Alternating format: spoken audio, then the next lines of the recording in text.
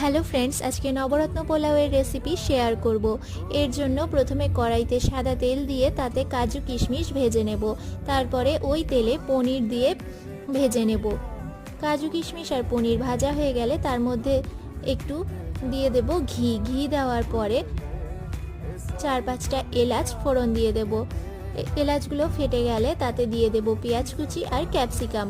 এখন পেঁয়াজ আর ক্যাপসিকামটা ভালো করে ভেজে নিতে হবে। ভাজা হয়ে গেলে আদা রসুনের পেস্ট দিয়ে আরও কিছুক্ষণ নাড়াচাড়া করে নিতে হবে। তারপর তাতে নুন, চিনি, লঙ্কার গুঁড়ো, ধনের গুঁড়ো আর হলুদ গুঁড়ো দিয়ে দিতে হবে।